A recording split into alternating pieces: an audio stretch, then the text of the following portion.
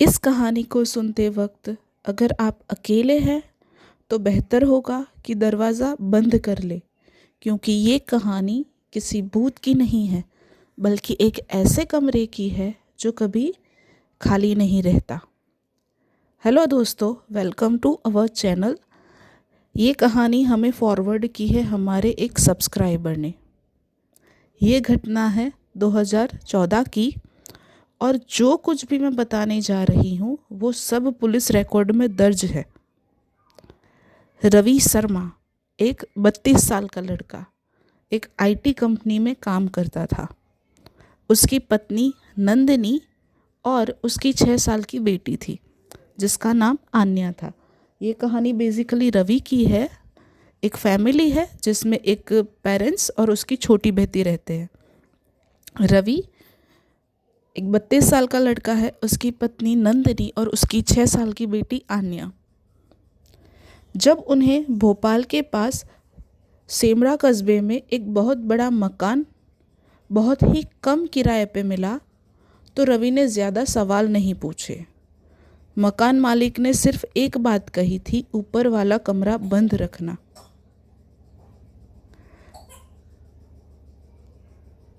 रवि ने मुस्कुराया। पुराने घरों में ऐसी बातें आम होती है। रवि बेसिकली भोपाल में शिफ्ट होने जा रहा था। भोपाल के सेमरा कस्बे में एक बहुत बड़ा मकान बहुत ही कम किराए पे मिला था, तो रवि ने कुछ ज़्यादा सोचा नहीं और उसने वो घर किराए पे ले लिया। बट जो मकान मालिक ने उसको बोला था कि ऊपर वाला कमरा बंद रखना। बट रवि ने मकान मालिक की ये बात को बहुत ज़्यादा लाइटली लिया और उसने कुछ ज़्यादा सोचा नहीं। वो सिर्फ मुस्कुराया और उसने सोचा कि पुराने घरों में ये सारी बातें आम होती है। पहली 2 रातें तो कुछ नहीं हुआ। जब रवि, उसकी पत्नी और उसकी बेटी नए घर में शिफ्ट हुए, पहली 2 रातें तो बिल्कुल सामान्य थी। बट हमें पता है कि जब भी हम किसी पुराने घर में शिफ्ट होते हैं और बेसिकली जब भी उस घर का किराया बहुत कम होता है और घर बहुत बड़ा होता है तो उसमें कुछ ना कुछ तो गड़बड़ रहती है, क्योंकि ये लॉजिक है कि कोई भी मकान मालिक होगा अपना, उसके पास अगर बड़ा घर है और वो बड़े घर को किराए पे देना चाहता है तो वो उसका किराया भी उतना ही ज़्यादा लेगा। बट अगर उस घर में कोई प्रॉब्लम होगी, कुछ होगा या कुछ ऐसी चीज़ें हुई होगी जो नहीं होनी चाहिए थी, तो फिर वो किराए कम कर देते हैं। तो ये एक लॉजिक है। वो लोग शिफ्ट हुए नए घर में।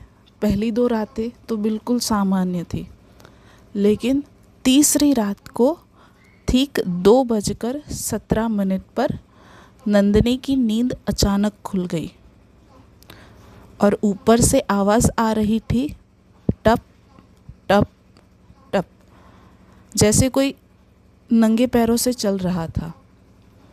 अब रवि, नंदिनी और उसकी बेटी वो लोग नीचे रहते थे और ऊपर का जो कमरा था वो उनको बंद रखना था। जो कमरा बंद रखना था वही कमरे में से किसी के पैरों के चलने की आवाज़ आ रही थी। तो वो भी रात को ठीक 2:17 पर। और ये आवाज़ सुन के नंदिनी की नींद अचानक खुल गई। नंदिनी ने धीरे से कहा, रवि, ऊपर कोई चल रहा है। रवि ने आंखें बंद रखते हुए कहा। रवि ने आंखें नहीं खोली क्योंकि जनरली 2 बजकर इतनी रात को हर कोई गहरी नींद में होता है। रवि ने आंखें बंद करके ही बोला, उसने अपनी आंखें भी नहीं खोली। और रवि ने बोला कि शायद हवा होगी, हवा की वजह से कुछ आवाज़ आ रही होगी। लेकिन आवाज़ सीढ़ियों के ऊपर आकर रुक गई। जो नंगे पैरों के चलने की आवाज़ आ रही थी वो सीढ़ियों के ऊपर आकर रुक गई थी और फिर वो जैसे आवाज़ आई ही नहीं, ऐसे बिल्कुल सन्नाटा सा हो गया।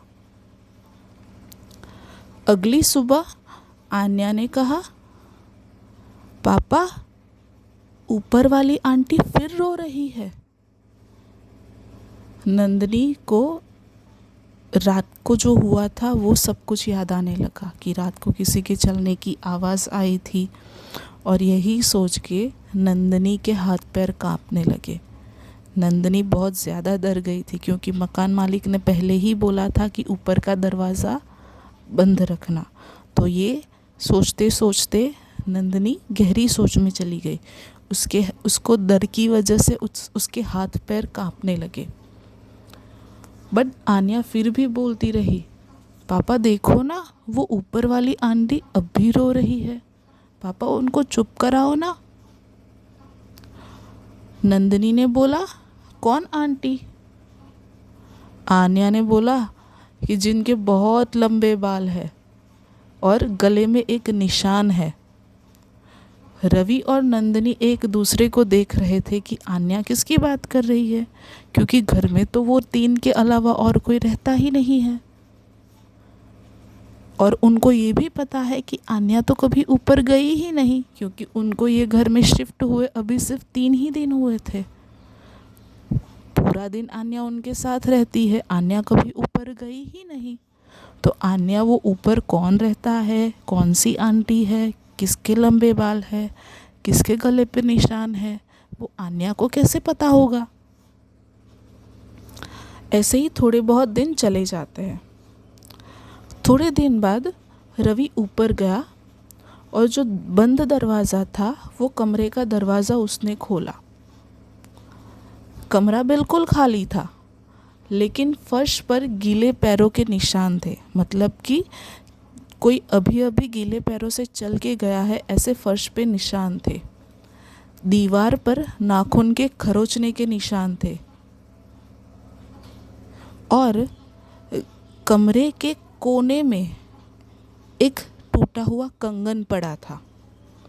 रवि ने जब वो दरवाज़ा खोला तब गीले पैरों के निशान थे और कोने में एक टूटा हुआ कंगन पड़ा था। नंदिनी ने बोला कि रवि, ये कंगन मेरा नहीं है। अब घर में सिर्फ नंदिनी रहती थी, ये कंगन नंदिनी का नहीं है, तो फिर ये कंगन है किसका? अब थोड़े दिन और चले जाते हैं। नंदिनी ने सोचा कि चलो आस पड़ोस वाले जो रहते हैं उनसे थोड़ी बातचीत की जाए, ताकि पता चले कि ये घर में क्या हुआ था क्या नहीं, हमें ऐसे सारे एक्सपीरियंसेस क्यों हो रहे हैं। तो नंदिनी ने, बगल में एक आंटी रहती है जिनका नाम था शारदा,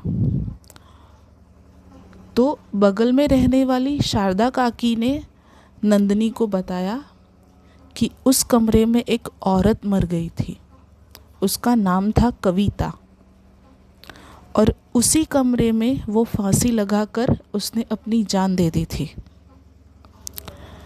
मरने से पहले वो रोज़ कहती थी, कोई मुझे देखने आता है। मरने से पहले वो रोज़ कहती थी कि कोई मुझे देखने आता है। अब हर रात ठीक 2:17 पर औरत के रोने की आवाज़ आती है। रोज़ रात को वो आवाज़ आती है। अब जाहिर सी बात है कि रोज़ रात को आपको किसी के रोने की आवाज़ आएगी तो आप परेशान हो जाओगे वो सारी चीज़ों से। तो एक रात को तो रवि चिल्लाया, बस करो, कोई नहीं है यहाँ। और तभी उसके कान के पास से आवाज़ आई, अब तुम हो। एक रात को आन्या नींद में सीढ़ियाँ चढ़ने लगी। नंदिनी ने रोका। नंदिनी ने आन्या को बोला कि आन्या बेटा ऊपर मत जाओ, क्योंकि वो लोग नीचे रहते थे और वो लोग ऊपर नहीं जाते थे। बट रात को आन्या सीढ़ियाँ चढ़ने लगी।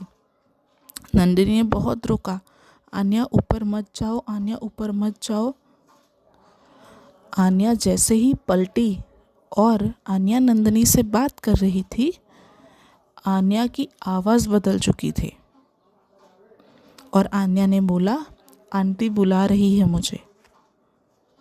ऊपर वाले कमरे में जो आंटी रहती है वो मुझे बुला रही है। थोड़े दिन और गुजर गए। रवि वापस ऊपर वाले कमरे में गया।